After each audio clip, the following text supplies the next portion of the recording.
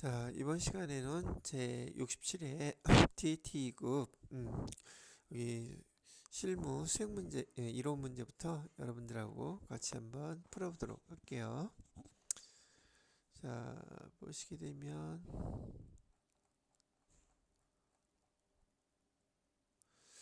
자, 실무 이론 평가에서요. 1번 문제부터 보도록 하겠습니다.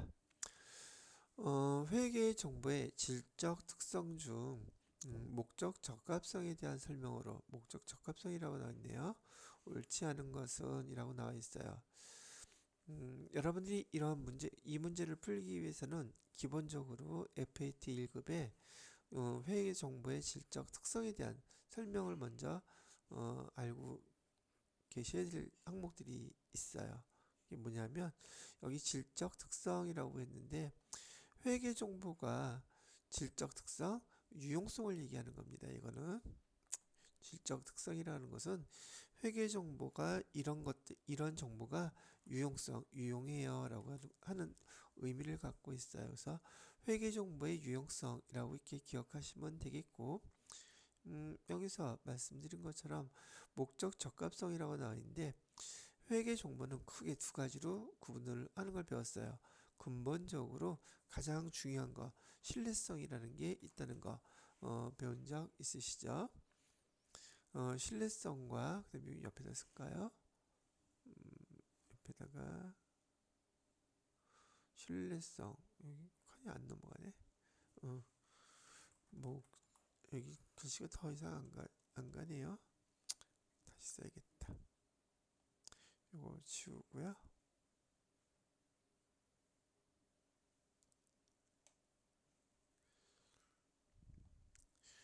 밑에 짤막하게 써봐야겠다. 이쪽에다가요. 내려서 쓰겠습니다. 자, 조금 전에 말씀드렸던 것처럼 회계 정보는 신뢰성이 근본적으로 제일 중요하다는 거 얘기를 아마 들어보신 적 있을 거고요. 또 하나는 목적 적합성이 있어야 된다는 얘기를 아마 배우셨을 거예요. FAT 1급 중에서.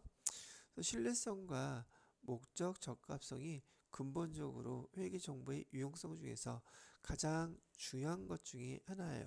그래서 이 회계 정보에는 신뢰성도 있어야 되고, 그다음에 목적 적합성도 있어야 된다. 그런데 이 신뢰성을 갖다가 근본적으로는 신뢰성과 목적 적합성이 중요한데 이 신뢰성을 보강하는 특성 세 가지가 있어요. 신뢰성이 있기 위해서는 첫 번째 보강적 특성으로 표현의 충실성이라는 것이 있었고요. 두 번째로는 어, 검증 가능성이라는 게 있었고 세 번째로는 중립성이라는 것이 있었어요. 지금 여기서 말씀드린 여기 신뢰성에 관련돼서 표현의 충실성이라든지 검증 가능성이라든지 이 중립성들은 우리가 재무회계의 특징이기도 해요. 재무회계는 외부 회계 정보 이용자들한테 이용하게끔 하기 위해서 제공하는 정보이기 때문에 신뢰성이 있어야 되고요. 이 신뢰성이 있기 위해서는 기업 회계 기준에 따라서 재무제표가 작성이 되어야 되거든요. 그래서 이 기업회계 기준에 의해서 작성된 그 재무제표는 표현의 충실성, 기업회계 기준에서 표현된 그대로 사용하라는 뜻이에요. 그럼 표현의 충실성이 완성된다는 얘기죠. 검증 가능성, 기업회계 기준을 배운 누구라도 똑같은 회계상의 거래를 등등 기록했을 때 똑같은 결과가 나온다면 검증 가능성이 있겠죠. 중립성, 기업 회계 기준에 따라서 기록하라는 뜻이에요. 그래서 이 신뢰성은 요 보강적인 특성 세 가지까지 포함해서 FAT 1급에서 회계 이론에서 회계 정보의 질적 특성 그래서 여러분들한테 설명을 해드렸던 항목이었어요. 두 번째 목적 적합성이라는 게 있는데 목적 적합성에도 세 가지의 보강적인 특성이 있습니다. 첫 번째로는 예측 가치가 있어야지 돼요. 이 회계 정보에는 두 번째로는 피드백 가치가 있어야 된다고 배우셨을 것이고요. 세 번째로는 적시성 이렇게 세 가지가 목적 적합성을 보강해주는 특성이에요. 그래서 여러분들한테 지금 이 문제 앞으로도 마찬가지입니다. FAT 2급 중급 회계뿐만이 아니라 이 회계 이론은 고급 회계 과정에 해당되는 뭐 TAT 1급 그 이외에 회계 시험 문제에서 거의 빠지지 않고 출제되는 회계 이론이랍니다. 이런 내용들을 먼저 사전에 좀 지식이 있어야지 요 문제들을 해결하는데 좀 더 쉽게 해결할 수 있지 않을까 한다는 거죠. 자, 이 목적 적합성은 바로 이제 여기 어디에 해당되는 거래요? 여기서 목적 적합성 여기에 해당되는 것들을 참고해서 비교를 해보시면 된다는 얘기예요. 1번 보기를 보시면 회계 정보가 정보 이용자의 의사결정에 반영될 수 있도록 적시에 적시 제공된다고 나와 있죠. 요거 적시성 얘기하는 거예요. 그럼 목적 적합성의 보강적인 특성 중에 하나죠.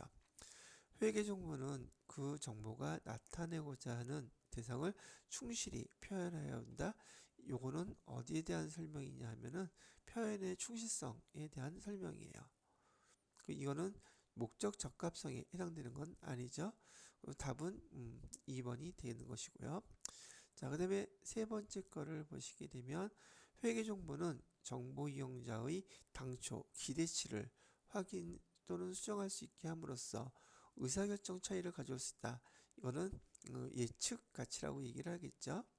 예측한 거에 대해서 그만큼 그 숫자가 나왔는지 예측 가치를 표현하는 것이고요.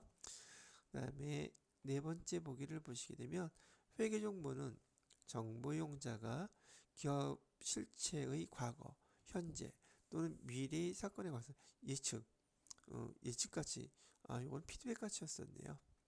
기대한 거에 대해서 어떻게 피드백을 하느냐, 요게 예측 가치고 요거는 피드백 가치. 이렇게 구분을 좀 제가 해드릴게요.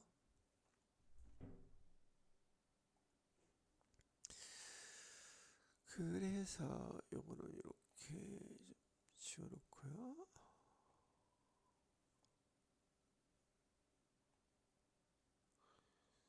저도 가끔 요 문제는 이렇게 헷갈릴 때가 있어요.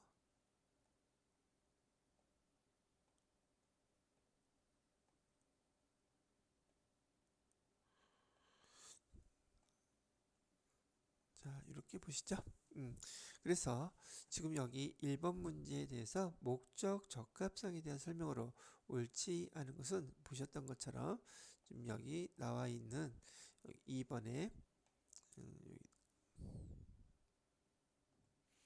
여기 2번에 요 보기가 답이 된다는 얘기죠. 자, 이렇게 정리를 해주시고 이 문제를 통해서 기본적으로 요 항목이 내용이 아직 암기가 되어 있지 않으신 분들은 요거 암기해 놓으시면 다음 문제 또 기출문제 계속 풀어보실 때 도움이 되실 거라고 생각이 듭니다. 자, 그 다음에 2번 문제를 보시게 되면 주식배당이라는 말이 나와요. 주식배당의 영향으로 옳지 않은 것을 찾으라고 그랬었는데 요것도 시간이 좀 많이 걸릴 것 같기는 하네요. 여러분들한테 이거 설명하려면 시간이 좀 걸리거든요. 뭐 그래도 한번 잘 요 문제를 통해서 정리를 해주시면 이 주식 배당과 현금 배당 그 중급 회계 과정에서는 이런 문제로 아주 출제가 많이 된 항목인데 여러분들이 요 주식 배당과 관련된 거 자본 계정이죠. 많이들 어려워하시는 파트가 되기도 한다는 얘기죠. 자, 우선 여러분들이 이 문제를 풀려면 기본적으로 알고 있는 지식이 뭐가 있으셔야 되냐면 자본 계정을 정확히 알고 계셔야 돼요. 자, 첫 번째, 자본 계정은 크게 5가지의 통합 계정으로 구성되어 있어요. 첫 번째는 자본금이라는 계정으로 되어 있고요. 두 번째로는 자본 잉여금. 이건 반드시 여러분들이 제가 수업 때나 또 여기 기출 문제 이런 설명해 드리면서 누누이 강조해 드렸는데 재무상태표의 자산 그다음에 부채 자본 계정은 정확히 잘 암기를 하고 계셔야 돼요. 아주 기초 과정이에요 라고 말씀을 자주 드렸었어요. 그때 이제 자본계정, 재무상태표 자본계정이 구성되어 있는 걸 먼저 설명을 해드려요. 이 내용을 먼저 알고 계시지 않으면 이 문제 설명에도 알아듣기도 힘들고 지금 여기 나와 있는 보기 내용도 무슨 내용인지 이해하기가 많이 힘들어진답니다. 그다음에 세 번째는 자본 조정 규정이 있고요. 네 번째로는 기타 포괄 손익 누계액이라는 규정이 있고 다섯 번째로 이잉여금이라는 규정이 있어요. 지금 제가 여기 자본 규정을 써드린 것은 자본 규정 안에 이 다섯 가지가 다 합쳐져서 자본이라는 그 규정을 나타내는 것인데 거기에 통합 규정들만 설명을 해드렸어요. 요거 자세히 알고 싶으신 분들은 여기 그 수업해 놓은 내용들 중에서 자본 규정 설명 1시간 내지 2시간만 투자해서 그 강의 천천히 들으시면 제가 자세히 설명해 놨기 때문에 전반적인 거 다 습득하는데 크게 어려움이 없으실 거예요. 내가 이 부분이 약하다 그러면 그 수업 내용을 꼭 참고해 주시면 좋겠습니다. 자, 그리고 여기 이제 문제를 설명해야 되니까 핵심만 얘기해 드리면 자본 계정에는 요 다섯 가지 계정이 있고요.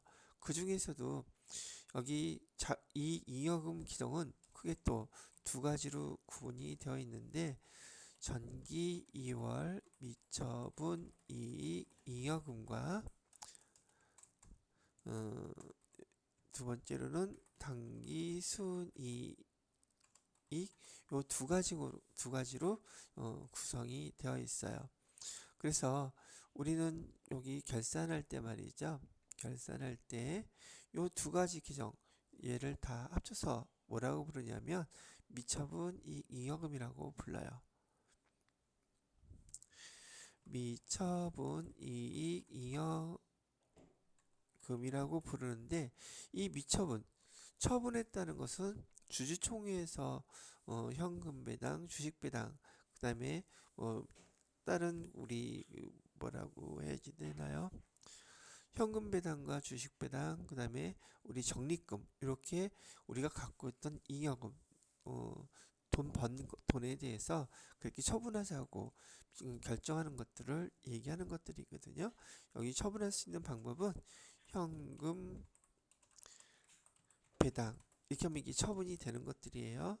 그다음에 주식 배당, 그다음에 또는 적립금으로 적립한다. 이렇게 세 가지로 처분을 할 수가 있는 거죠. 이런 것들을 처분하지 않은 상태에서의 우리 계정을 미처분 이익잉여금이라고 부르는 거예요. 자, 근데 여기 문제에서는 이렇게 우리가 잉여금을 갖고 있는데 갖고 있는 잉여금 중에서 여기서 주식 배당을 했을 때 어떤 현상들이 벌어지는지를 질문을 한 거거든요. 여기 나오는 이익잉여금이라는 것은 이 이익잉여금은요. 잉여금이 지금 두 가지가 있어요. 그죠? 여기 자본잉여금도 있고 이익잉여금도 있는데 잉여금은 뭔가 남아있다는 뜻이죠. 근데 여기 이익잉여금은 영업활동의 결과예요. 영업활동의 결과 또는 다른 말로는 뭐 경영활동이라고도 많이 얘기를 하는데 장사에서 우리 손익계산서에 보시면 여기 당기순이익 들어가 있잖아요. 이 당기순이익들 올해 것을 이익이 났다 그러면 당기순이익이라고 부르고 그다음에 올해 전기에도 전기에도 돈이 계속 남았다고 하면 그것들을 다 처분하지 않고 이제 처분했다 손치더라도 남아있는 돈을 다 모아놓은 거. 뭐 결국 장사에서 번 돈이란 뜻이잖아요. 그 전체 포괄적인 의미로 그 합쳐진 금액을 우리는 이익잉여금이라고 부르는 거예요. 그래서 전년도까지 남았던 돈, 처분하지 않고 남았던 그 돈, 이익잉여금들하고 올해 번 돈, 당기순이익 두 개를 합쳐서 우리는 미처분 이익잉여금이라고 부르는 거예요. 이익자가 빠졌네요. 글씨를 잘못 썼죠? 이익잉여금이 아니라 여기 잉여금이라고 쓰셔야 되죠.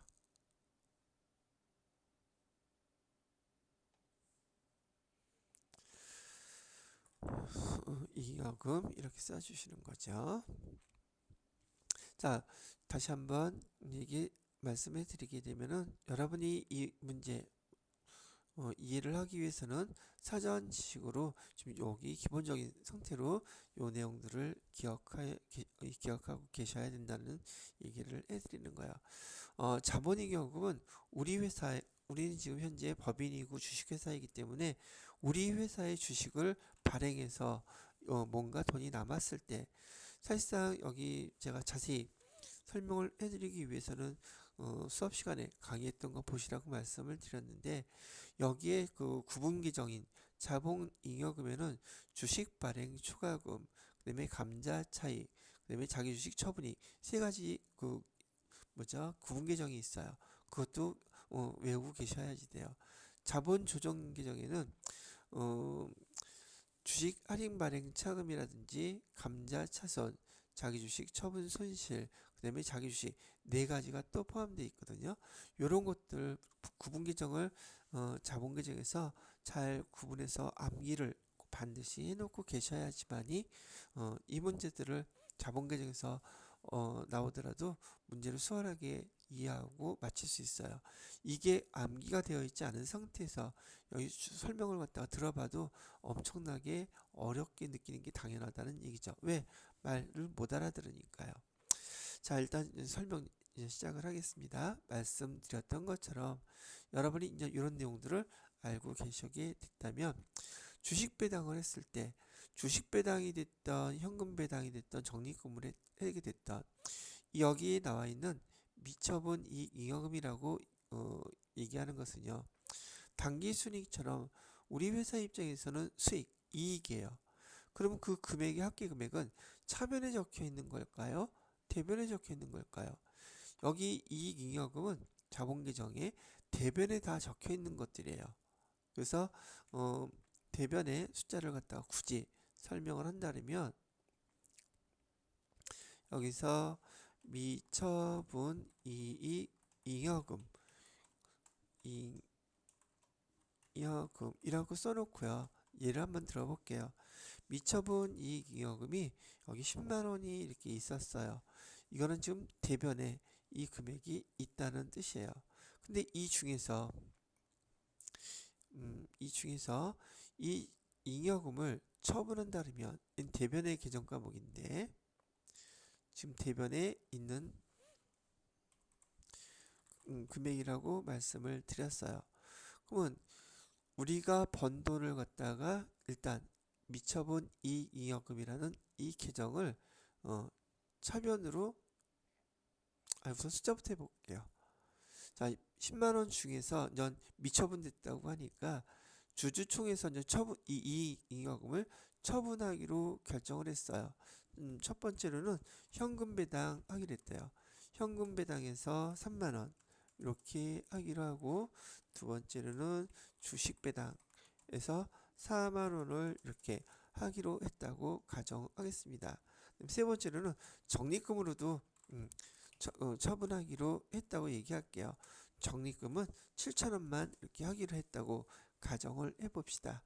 그러면 나머지 금액이 남아있겠죠? 자, 여기서 이렇게 해놓고요.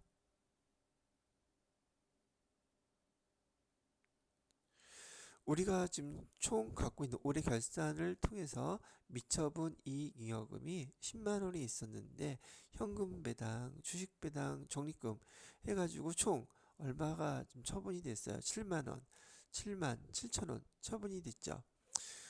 그런데 하나 좀 주의해야 될 게 TT 2급이 됐으니까요. 이렇게 현금 배당을 하게 되면 반드시 이익 준비금이라고 하는 얘는 법정 적립금이에요.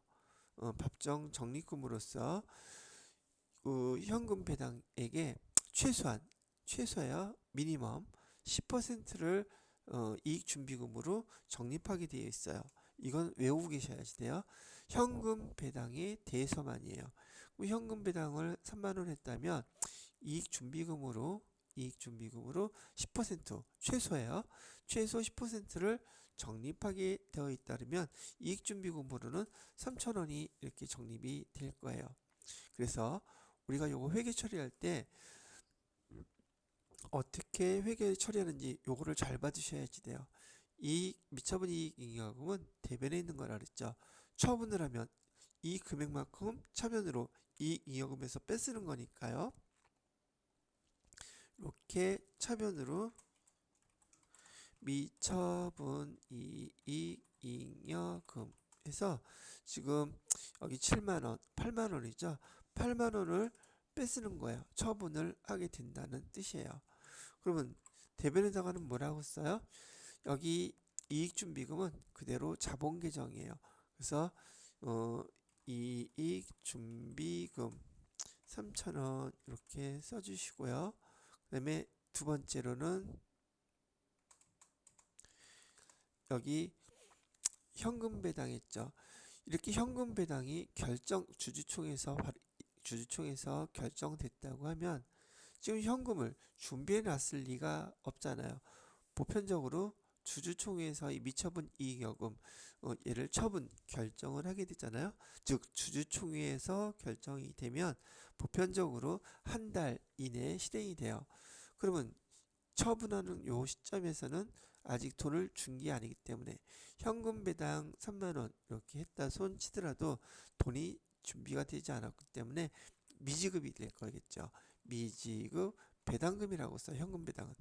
그래서 현금 배당은 미지급 배당금이라고 해서 3만원을 이렇게 쓰는 것이란 얘기죠. 여기 뒤가 안 나오네요. 자, 그 다음에 여기 주식 배당에 대해서는요. 주식 배당에서 좀 앞으로 당겨서 써야겠다. 주식 배당은요. 지급이라는 말을 사용하지 않아요. 주식 배당할 때 주주총회에서 주식을 배당했다고 해도 그 주식을 벌써 발행해서 주주들한테 나눠줄 준비를 해놓지 않았겠죠. 그래서 여기서는 뭐라고 쓰느냐 하면은 교부라는 말을 씁니다. 그래서 여기서는 미교부 주식 배당금이라고 쓰고 4만원 이렇게 쓴다는 얘기예요. 그 다음에 적립금. 적립금도 뭐 말하는 참에 다 말씀을 드리도록 하죠. 이 적립금은 두 가지 종류가 있어요. 적립을 할 때 위에다가 이렇게 구분을 해놓을게요. 법에서 현금 배당처럼 현금 배당을 할 때 그 회사의 자본의 그 건전성을 위해서 현금 배당을 하게 되면 무조건 최소한 이익 준비금으로 10% 이렇게 적립을 해놓으세요라고 정해놓은 거, 얘를 법정 적립금이라고 부르고 이 법에서 정해놨다고 얘기했는데 어느 법을 얘기했냐면 얘는 상법상에서 규정을 해놓은 거예요. 그래서 법정 적립금이 있고요. 또는 회사의 필요에 따라서 우리가 사업을 확장하기 위해서 저기 돈 벌었던 미처분 이익 잉여금에서 다음에 우리 사업 확장할 때 돈이 더 들어갈 것 같으니까 그때 또 주식 발행하고 등등 하지 말고 우리가 번 돈 좀 빼놓자 라고 얘기해서 회사의 필요에 따라서 적립을 해놓는 적립금이 있어요. 얘를 우리는 임의 적립금이라고 불러요. 그래서 이 적립금에는 두 가지가 있는데 법정 적립금과 임의 적립금 두 가지가 있다고 얘기를 해드리는 거예요. 임의 적립금의 대표적인 것들이 뭐가 있느냐 또 이렇게 또 얘기를 해주시면 말 난 김에 사업 확장 적립금 대표적인 게 이런 게 있고요. 또는 우리 그 부채 돈을 갚을 때 갚자고 우리가 대부분의 회사들을 보게 되면 금융기관으로부터 돈을 빌릴 경우가 많이 있거든요. 감채 적립금이라 해서 우리 부채 갚을 때 감채라는 말 뜻은 부채를 감소시킨다는 뜻이거든요. 그래서 돈 갚을 때 그때 우리가 번 돈 그때 쓰자 이렇게 할 수도 있어요. 그다음에 또 우리 퇴직급여 직원들 퇴직금 줄 때 그때 좀 쓰자 그래갖고서는 퇴직급여 충당 적립금이라는 이런 것들이 있는데 이건 회사의 필요에 따라서 계정들은 얼마든지 만들어서 적립할 수 있는 것들, 그런 것들을 임의 적립금이라고 불러요. 자, 그래서 지금 이렇게 여기 적립금 실천이라는데 그냥 여기서는 제가 감채적립금이라고 한번 해볼게요. 아니, 사업 확장 적립금이라고 해가지고 여기 7,000원 이렇게 써볼게요. 자, 그럼 보시게 되면 우리가 번 돈 10만원 중에서 요거 다 합쳐서 8만원을 사용했으니까 대변에서 이익으로 있던 거 이익을 그만큼 감소시키는 회계 처리예요. 그리고 이익준비금으로 여기서 이익준비금과 이익준비금 사업확장 적립금은 그대로 여기 자본계정에 이익잉여금에 들어가 있는 계정이에요. 명칭만 좀 바뀌었을 뿐이고요. 근데 우리한테 좀 중요한 거 알아야 될 건 뭐냐면 여기 미교부 주식배당금 얘거든요. 주식배당을 한 거라 그랬으니까요. 이 주식배당을 이렇게 하게 됐고 여기 미지급배당금 얘는 현금배당이라고 말씀을 해드렸죠. 여기서도 하나 잘 구분해 놓으셔야 될 계정으로서 요 자본계정은 우리 실무에서도 거의 잘 사용되지 않는 계정들이기 때문에 시험 문제 그 변별력 난이도를 측정하기 위한 회계 지식에 대한 문제 형태가 좀 많은 편이에요. 일반적으로 배우시는 분들이 실무에서 많이 사용할 수 없는 계정들이기도 하긴 하죠. 자, 여기 미지급 배당금은요. 현금을 아직 미지급금처럼 배당하지 않았기 때문에 계정이 얘는 부채 계정이랍니다. 거기에 반해서 미교부 주식 배당금이라고 하는 이 계정은요. 주식과 관련되어 있기 때문에 얘는 우리 자본 계정의 자본 조정에 해당되는 계정이라고 알고 계셔야지 돼요. 그래서 이걸 모르시는 분들이 꽤 많아요. 그래서 미교부 주식 배당금은 자본 계정이고요. 자본 계정 중에서도 어디에 속한다? 자본 조정에 해당되는 계정이라고 기억하고 계셔야 됩니다. 자본 정 계정에 있는 계정입니다라고까지만 기억을 해줘서 있으시면 될 것 같아요. 자, 이렇게 미교부 주식을 배당을 하게 되면 이렇게 하게 된다는 얘기를 해드렸죠. 그래서 여기까지만 하고 일단 문제를 한번 보기를 보도록 할게요. 말이 이해가 되나? 미교부 주식 배당금만큼 부채가 증가한다. 미교부 주식 배당금은 미지급 배당금처럼 부채가 아니라 그랬어요. 얘는 뭐라 그랬어요? 자본 계정이라고 했었죠. 요거는 계정 구분만 할 줄 알았다면 이거 1번이 답이네. 아마 금방 아실 수 있으셨을 거예요. 자, 그래서 1번 얘는 주식 배당으로 인한 영향으로 옳지 않은 것은 부채가 증가하는 것이 아니라 자본 계정이 증가한다. 이렇게 얘기를 해주시면 돼요. 주식 배당을 하게 되면 순자산의 유출 없이 자 보세요. 미교부 주식 배당금을 갖다가 지금 이렇게 기록을 해놨다가 마지막 파트에서 여러분이 하이라이트로 기억하셔야 될 게 이렇게 현금 배당했을 때 미지급 배당금 해놨고 그다음에 주식 배당했을 때 미교부 주식 배당금 이렇게 해놨다면 한 달 이내에 요것들이 인전 처리가 돼야 된단 말이죠. 그러면 한 달 이내에 처리될 때 어떻게 처리가 되느냐면 한 달 지난 뒤에 미지급 배당금은 지금 대변에 있는 부채 계정이기 때문에 위에다 쓸게요. 여기 차변에 미지급 배당금 3만원 이렇게 해놓고 이해하기 편하게 해드리기 위해서 대변에 현금으로 주주들한테 현금 배당을 다 했다고 가정을 하자는 얘기예요. 이렇게 하면 돼요. 그럼 미지급 배당금 여기 없어지면서 현금으로 유출되는 거예요. 그럼 이 미지급 배당금은 어디에 있던 거예요? 이 미지급 배당금들은 지금 다 여기 이익잉여금 안에 여기서 지금 노는 것들이란 말이죠. 그럼 현금 배당을 하게 되면 이익잉여금이 여기다 써놓을까요? 현금 배당한 금액만큼 미처분 이익잉여금 여기 있는 게 줄어드는 거니까요. 현금 배당이 3만원이 요만큼 줄어들어요.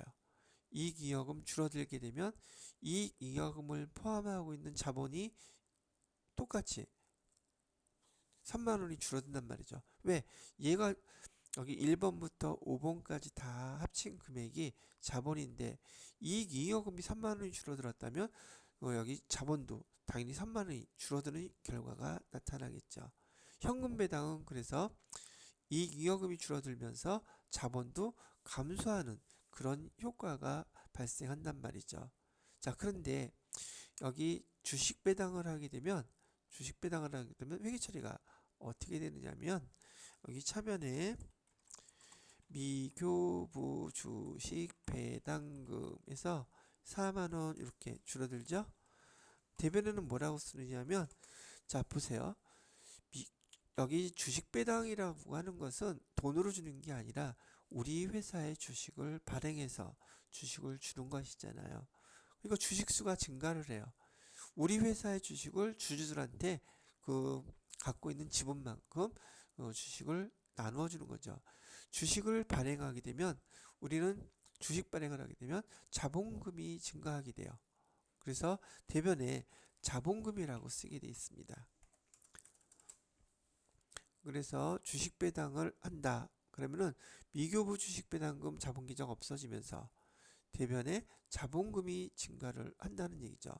얘를 갖다가 여기 그림에서 보시게 되면 이익잉여금에서 여기도 글씨로 써야겠네. 이익잉여금에서 주식 배당을 하게 되면 이익잉여금은 주식 배당금 금액인 4만 원만큼 감소를 해요. 왜? 배당해서 처분한 거니까. 주식 배당을 하게 되면 4만 원이 이익잉여금에서 줄어들게 되겠지만 대변에 주식을 발행했기 때문에 자본금이 4만 원이 증가를 해요. 그래서 정확히 이익잉여금은 주식 배당을 했을 때 이익잉여금은 4만 원 감소하고 대신 대변에 자본금이 4만 원 증가하기 때문에 자본은 변동사항이 없게 된다는 말이죠. 그래도 주주들 입장에서는 우리 회사의 주식을 발행해서 주었으니 배당 받았다고 좋아하겠죠. 그래서 여기 2번에 보시게 되면 순자산은 바로 요 자본이란 말에 따른 말이에요. 순자산은 자본을 이계정을 타는 거예요.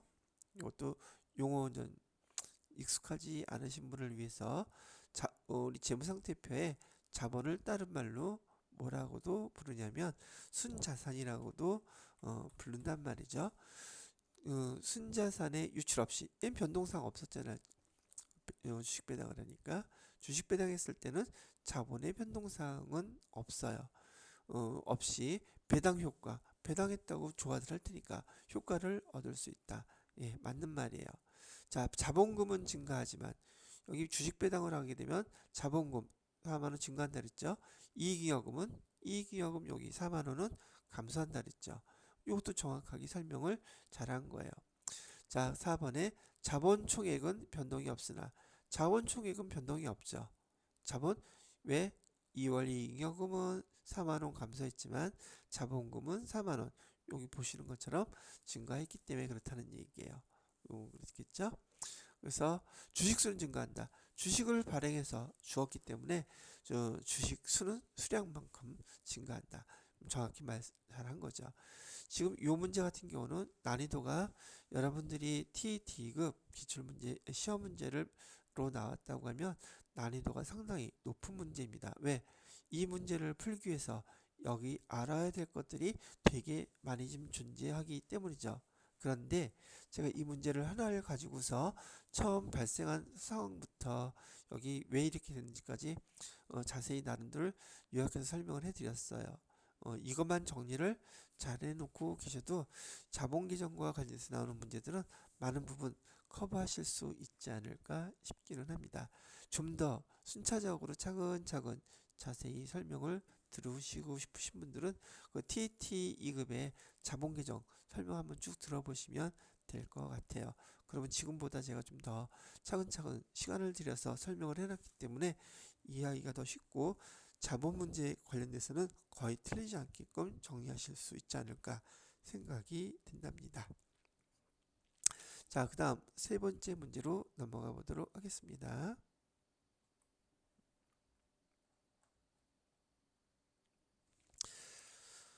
자, 세 번째 문제를 보게 되면은요, 12월 중 상품 매매 자료라고 나와 있네요. 12월 중 상품 매매 자료. 재고자산의 평가 방법은 선입선출법으로 적용할 경우 매출원가는 얼마요? 기말재고자산은 얼마입니까? 요거 물어봤어요. 자, 우선 여기서 정리부터 하게 된다면은요, 여기 매출원가라고 얘기하면 우리가 갖고 있는 재고 있죠? 재고 판매분을 판매분 요게 바로 매출원가예요. 기말재고는 남아있는 거를 얘기한다는 뜻이고요. 자, 그렇다면 이렇게 얘기를 했으니까 12월 1일 날 기초재고가 100개가 있었대요. 단가가 1,000원짜리라고 했다면 여기 10만 원이 기초재고로 있었겠죠? 아이고 여기 안 되네.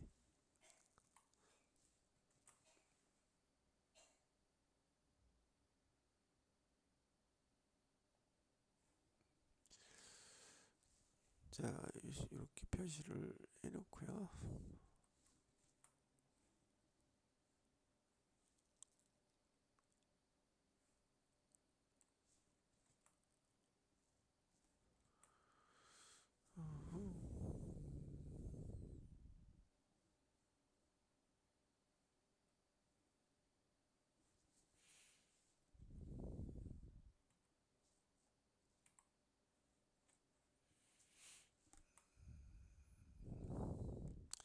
여기 표시가 잘 안 되네.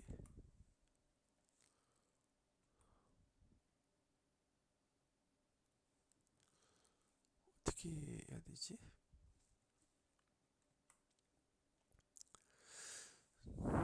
여튼 한번 써볼게요. 이거 글씨 쓰는 게 표시가 안 돼서 그런데. 잠깐만 기다려 보세요. 여기 지금 제가 필기하는 게 먹통이 됐어. 자, 일단 이번에 그냥 해야 되겠네요. 자, 이렇게 보시고요. 자, 조금 전에 말씀드렸던 것처럼 기초재고는 수량은 100개, 단가는 1,000원. 그러면 기초재고는 10만 원 이렇게 있었겠죠? 여기다 써야겠다. 안 써지니까. 기초재고는 10만 원 이렇게 있었고요. 그다음에 12월 5일 날 매입을 했대요. 100개를 매입했는데 한 개당 1,200원이었다면 여기 매입한 날짜에 12월 5일에 그 재고 금액은 얼마가 되느냐 하면 12만 원 이렇게 되겠죠? 여기도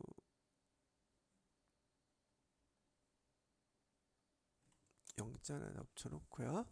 자, 그 다음에 상품 매출을 했대요. 150개를. 150개를 매출했다고 하니까 자, 금액을 한번 보도록 하자고요. 이거 지금 선입선출법이에요.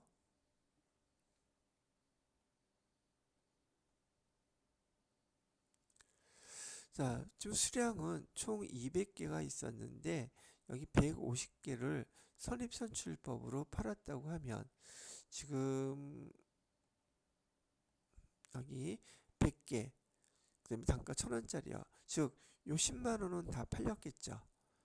그죠? 팔렸고 그다음에 12월 5일 날 매입했던 거 100개 중에서 50개가 팔렸을 거예요. 그죠? 이 금액이죠. 100개 중에서 50개 팔렸는데 요거 좀 사왔을 때 12만 원이었다고 얘기를 한다고 치면 지금 100개가 12만 원이면 50개가 지금 팔렸다고 했잖아요. 얼마짜리가? 1,200원짜리가. 그럼 합쳐서 팔린 거는 6만 원이 되겠네요. 그죠?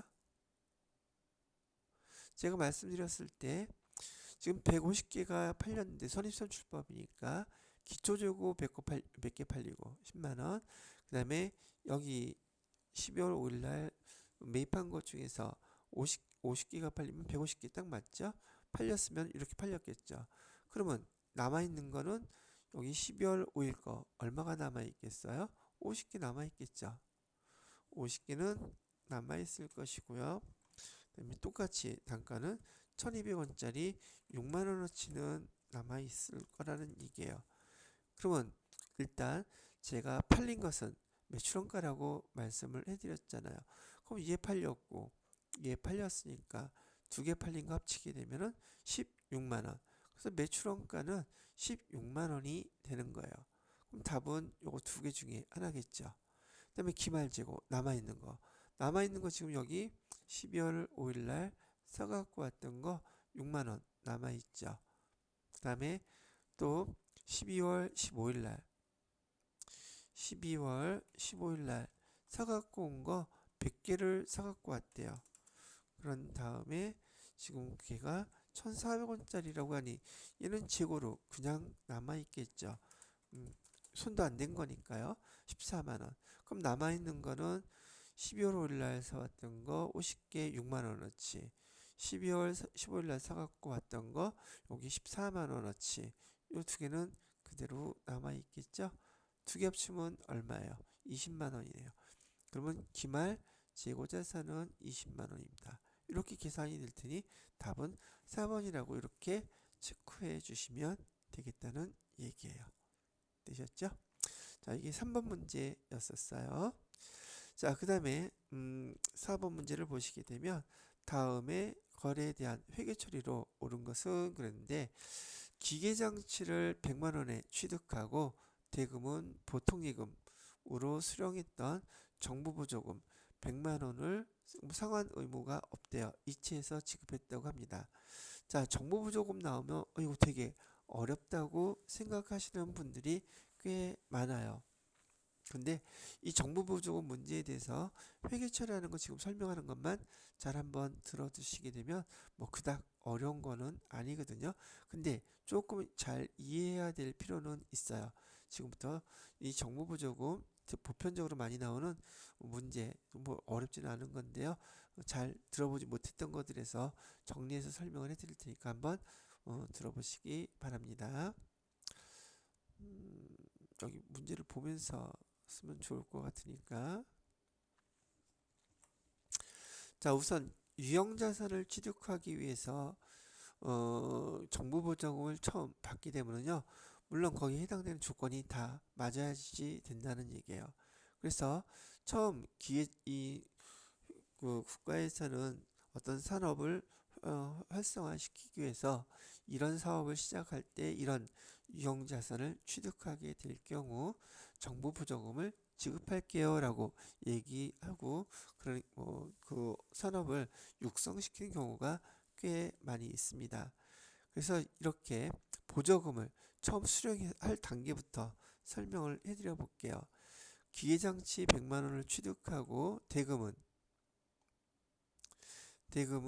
보통 예금으로 수령 먼저 해놨었대요.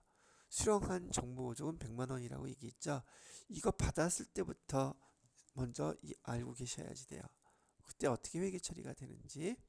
자, 조건을 충족했다고 하고요. 정부보조금을 처음 수령할 때는 차변에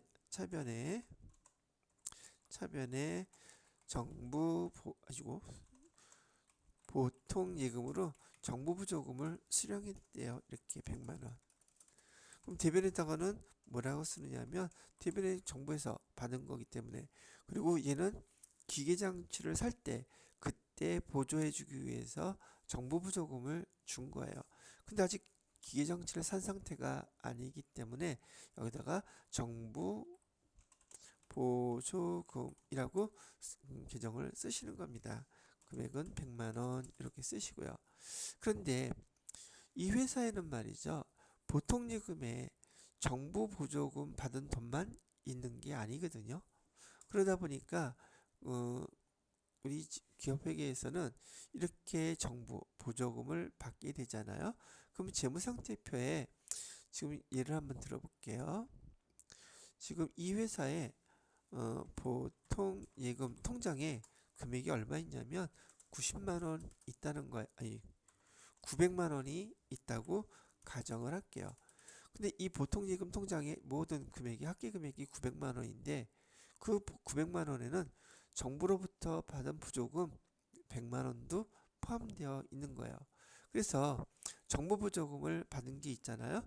그러면 정부 보조금에서 이렇게 100만원 차감 표시를 해주라고 얘기를 하고 있는 거예요. 그러면 실제 회사에 자기 보통예금에 있는 돈은 순수하게 얼마가 있다는 뜻이에요. 800만 원 이렇게 있다는 뜻이죠.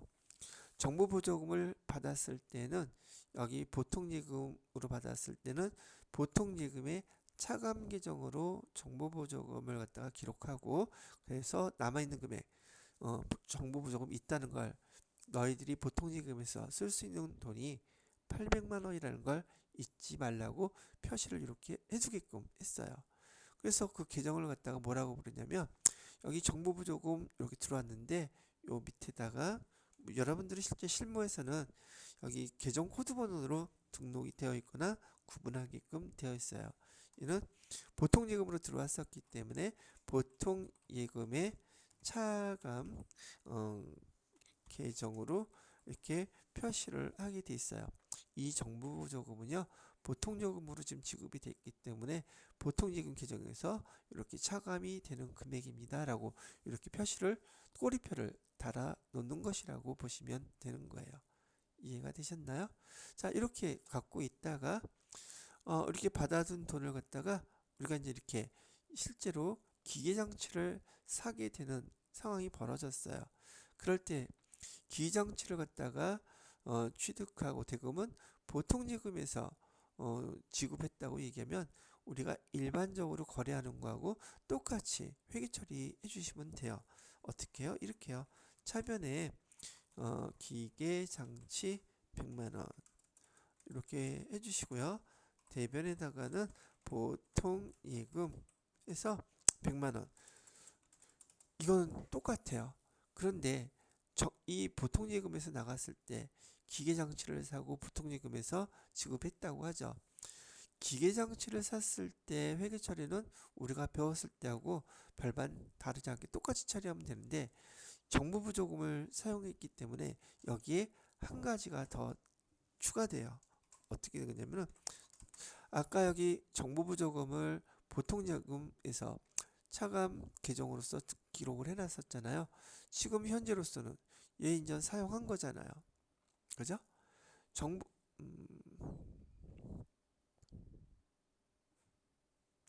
이 정부보조금 보통예금 차감 계정 보통예금에서 지급해서 사용했기 때문에 요 사용한 거를 차변에 대변에 기록해 놨던 것을 차변으로 상계시켜서 없애주어야지 잔액이 남지 않겠죠. 그래서 여기다가 정부 보조금을 다시 없애주는 거예요. 100만 원을. 그리고 밑에 꼬리표를 뭐라고 해주냐면 이 정부 보조금 없애는 이유는 보통 예금 차감 계정이었던 거 이렇게 없애주는 거예요. 이렇게 표시를 한다는 얘기죠. 그리고 대변에다가 이번엔 뭐라고 쓰느냐면 이 정부 보조금이 이제 어디로 사용됐어요? 기계장치 사는데 지금 사용이 된 거잖아요. 그래서 기계장치의 차감 계정으로 또 기록을 다시 해주는 거예요. 그 대신 보통예금은 없애주고 그리고 대변에도 똑같이 정부 보조금 이렇게 쓰시고 100만 원. 그리고 이번에는 뭐에 대한 차감 계정이 된다는 거예요? 기계 장치 차감 계정 이렇게 써주게 된다는 얘기죠. 그래서 요거 써주는 건 별게 아닌데 정부 보조금 우리가 앞에서 받았던 거 얘 먼저 상계시켜서 없애주고 기계장치 샀으니까 기계장치의 정부 보조금이 다시 하나 더 이렇게 생긴다. 요게 이 정부 보조금의 회계 특징이라는 얘기죠. 그러면 기계장치 샀을 때 어떻게 처리하면 된다? 이렇게 처리하는 거예요. 이렇게 처리된 거 어디 있어요? 차변에 기계장치 100만원 오색이 다 있네요. 그 다음에 정보보조금 있어야 되죠. 이건 없으니까 안 되겠고 정보보조금 보통예금 차감 이거죠. 여기 똑같으니까 그럼 답이 그래서 세 번째 게 답이 되더란 얘기랍니다. 이건 어려운 내용 아니니까 제가 설명해 드리는 거 처음 정보보조금 유형자산으로서 받을 때 그다음에 기계장치 사고 그다음에 회계 처리할 때 이렇게 정보보조금을 기록하는 거예요 라고 알려드렸으니까 이렇게 정리를 해보시면 좋을 것 같습니다. 자, 그 다음에 다섯 번째 문제를 보시게 되면 다음 자료를 토대로 퇴직금 추계액을 계산하면 얼마겠습니까? 라고 했는데 여기 퇴직급여 충당부채는 부채 계정이죠. 정기율 된 거, 퇴직급여 충당부채라는 말 뜻은 전 직원이 퇴사했을 때 회사에서 지급해야 될 퇴직금이 얼마인지를 다 기록해 놓은 거예요. 그래서 전년도 말까지 퇴직금 지급해야 될 금액이 총 600만 원이 있었는데 올해 퇴사자가 발생해서 퇴직금 쓴 금액은 200만 원을 썼대요. 자, 직원들이 퇴사했을 때 12월 31일자예요. 12월 31일자로 600만 원의 퇴직금이 발생할 거라고 예상을 해서 기록해 놨는데 올해 200만 원이 사용됐다면 퇴직급여 충당부채는 현재 얼마가 남아있는 거예요. 400만 원이 남아있었겠죠. 400만 원이 남아있었는데 12월 31일 날 다시 우리 회사 전 직원이 퇴사하는 걸로 가정을 해서 퇴직금을 계산해 봤더니 300만 원이 더 있어야 되겠다고 얘기를 한 거예요. 지금 현재 얼마 남아 있는데 400만 원 남아 있는데 300만 원이 더 필요하대요. 그러면 올해 퇴직급여는 총 얼마라고 지금 예측을 하고 우리가 추정을 하고 있는 거예요.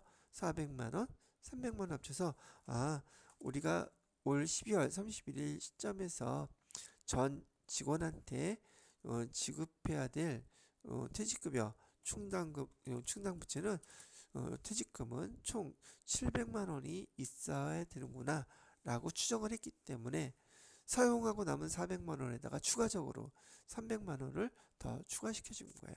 그래서 그럼 퇴직금 추계액은 올해 얼마였겠습니까? 지금 그거 물어본 거예요. 그래서 700만 원이었어요.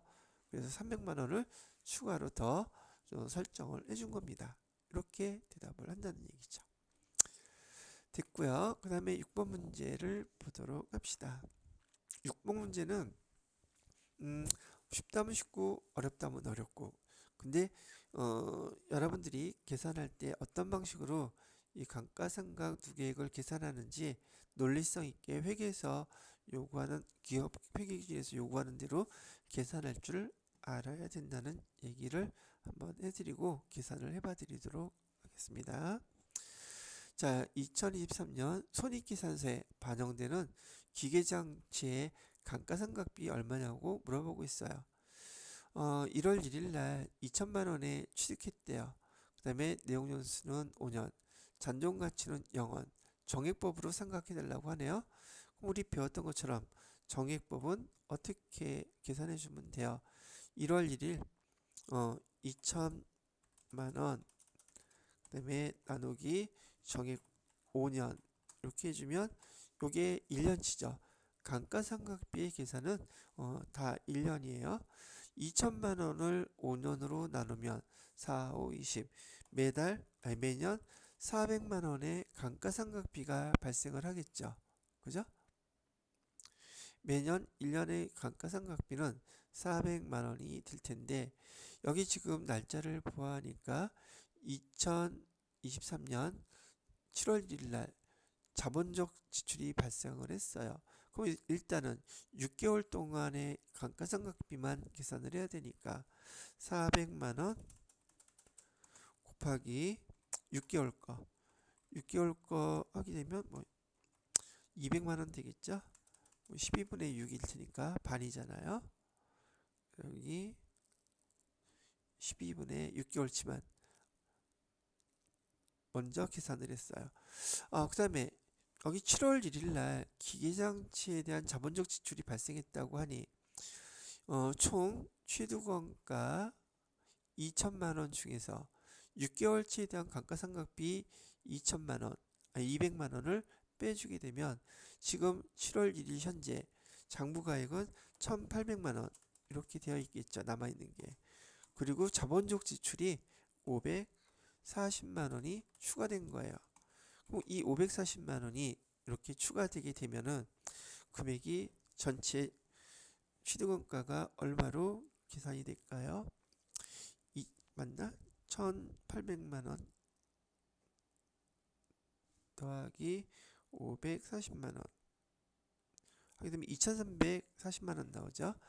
2340만 원 이렇게 나와요. 이거에 대해서 즉 2340만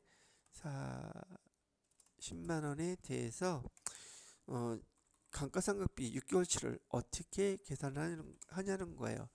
여기에 대해서 또 여러분들 12분의 6 이렇게 하시면 무조건 틀려요. 이거 그렇게 계산하는 거 아닙니다. 요게 이제 특이한 거니까 한번 지금 잘 받으시면 앞으로 이런 식으로 하는 거구나 이해를 하실 수 있을 거예요. 여기 우리가 감가상각하는 여기 내용연수가 5년이라고 그랬잖아요. 얘를 개월수로 따지면 몇 개월이 돼요? 60개월이 되죠. 60개월에서 지금 감가상각 몇 개월은 사용했어요? 6개월은 사용했죠. 그럼 남아있는 총 개월수는 54개월이 된다는 얘기예요. 그죠? 총 개월수예요.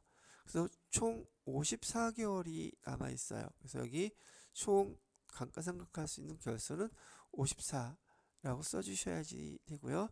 54개월 중에서 여기 몇 개월을 한다? 6개월을 한다 이거예요. 그러면 금액이 얼마가 계산이 될까요?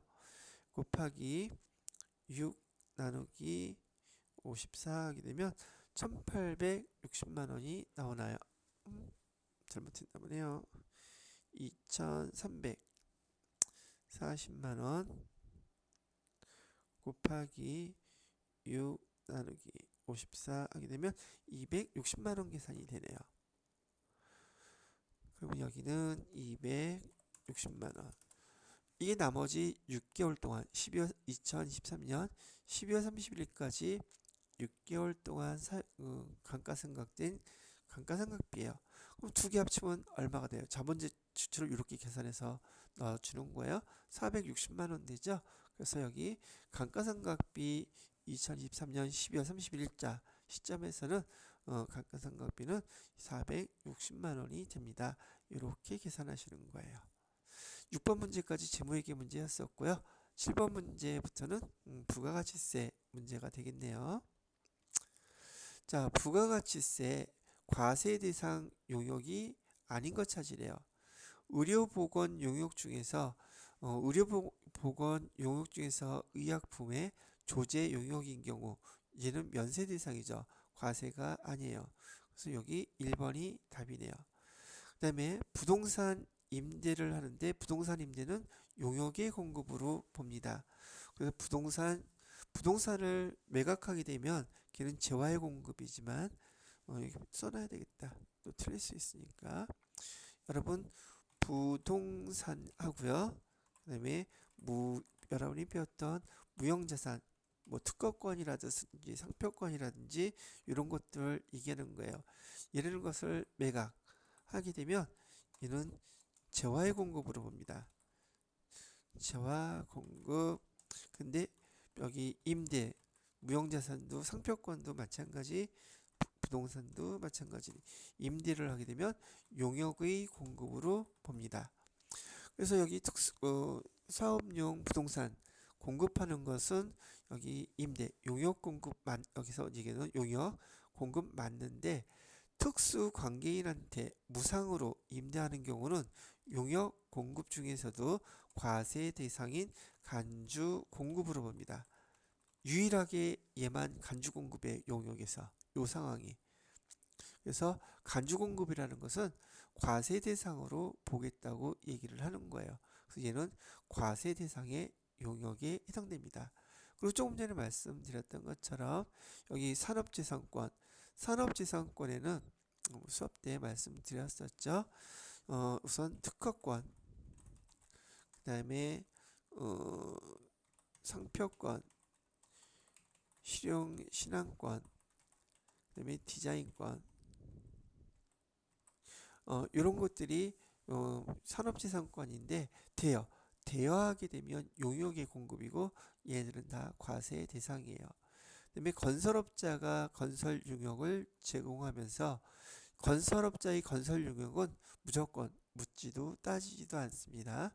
다 용역이라고 용익의 공급이고 과세 대상이라고 보시면 돼요. 요건 이렇게 구분하시면 되실 것 같습니다. 자, 그 다음에 8번 문제를 볼까요? 8번 문제를 보시게 되면 다음은 제조업을 영위하는 항공거래 내역이래요. 부가가치세, 매출세액에서 공제받지 못할 매입세액을 물어보고 있어요. 단 필요한 세금계산 적법하게 수취했다. 공제받을 수 없는 거예요. 불공사항 얘기하는 거예요. 기계장치 매입하고 매입세액 발생했다. 당연히 공제받을 수 있죠. 접대비. 접대비는 불공사항이죠. 그러니까 얘는 공제받지 못합니다. 그 다음에 11월 19일 날 토지 관련도 매입세 공제받지 못하죠. 뭐 조업원식 때는 뭐 과세 대상이니까 공제받을 수 있습니다. 자, 이것과 관련돼서 뭐 수업 시간에 뭐 누누이 너무 많이 반복을 했지만 불공상 6가지 반드시 암기하셔야 돼요 라고 해서 여러 번 말씀을 해드렸어요.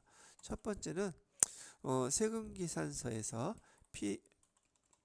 필요적 기재사항 이를 오류 또는 누락이 된 매입 세금계산서는 불공사항이에요. 매입세액 공제해주지 않습니다. 두 번째는 사업과 무관한 세금계산서를 받게 되면 얘도 불공사항이에요. 그 다음에 소형 승용차라고 얘기하면 1000cc 이상 되는 승용차 얘기하는 거죠. 얘를 취득하거나 취득하고 나서 유지, 보수할 때 발생되는 세금계산서들 전체 다 불공사항이라고 얘기해 드리는 것이고요. 그 다음에 접대비 관련해서 세금계산서 받는 거 불공사항이고, 그 다음에 여기 면세사업 관련돼서 세금계산서 받는 거, 마지막 토지 관련해서 세금계산서 받는 거. 부가세법에서 이 불공사항은 3대 중요한 항목이 있는데요. 부가세에서 그 중에 하나가 불공사항, 두 번째로는 간주공급, 세 번째로는 과세 대상, 부가세 과세 대상 거래. 뭐 이렇게 세 가지가 엄청나게 중요한 항목들이에요. 시험에서도 실무에서도. 그래서 이 불공사항 6가지는 반드시 암기해 놓으시고, 여기서 지금 첫 번째 나왔던 여기 접대비 지출은 네 번째 관련된 거고요. 공장부지 토지잖아요. 토지와 관련된 건 여기 거예요. 그래서 얘는 불공사항이에요 라고 말씀을 해드린 것입니다. 답은 여기 8,500만 원이 불공제 매입세액이 되겠네요. 8번까지가 부가세와 관련된 문제였었고요. 9번 문제는 소득세 문제죠. 소득세에서 과세 대상 근로소득이 뭐예요? 물어봤어요. 사회 통념상 타당한 범위의 경조금, 비과세예요. 비출자 임원의 출자 임원이 사택을 제공받으면 과세 대상인데요. 비출자 임원인 경우에는 얘는 과세 대상 아니에요. 자, 그다음에 세 번째로는 근로자가 사내 급식으로 받았다. 사내에서 급식 받았는데 그 사내 급식비가 10,000원씩이어서 한 달에 저기 20 먹어서 20만 원? 그거 돈 받는 거 아니죠? 그거 과세라고 하지 않는다는 얘기죠. 그냥 사내 급식 받은 거 비과세예요. 이렇게. 그다음에 근로자가 연휴에 받는 여러분들이 기본적으로 회사와 근로계약 관계로 해서 직원이기 때문에 받는 것들은 기본적으로 다 과세라고 알고 계셔야지 돼요. 그 중에서 특히 식대라든지 조건을 만족한 식대, 자가운전 보조금, 육아수당 이런 것들이 이제 비과세가 되는 거예요. 그 다음에 비과세에 해당되는 거 여기에 해당되는 것들이라고 보시면 되겠습니다. 자, 마지막 10번 문제를 보아하니 남성 김한공 씨의 2023년도 말 현재 부양가족 현황이라고 되어 있네요. 김한공 씨가 적용받을 수 있는 기본공제, 추가공제 합계 얼마냐고 물어보고 있어요. 김한공 씨의 그 종합 소득 금액이 6천만 원이라고 알려주고 있네요. 부양가족 현황 모두 생계를 같이함. 자, 그럼 배우자 뭐부터 볼까요? 배우자는 나이 50세, 소득 없음, 기본공제 대상자 되죠. 자녀도 기본공제 대상자 되고요. 부친 79세인데 사업소득은 100만 원 넘어가면 안 되죠. 그래서 부친은 기본공제 대상자가 될 수 없어요. 모친은 되고요.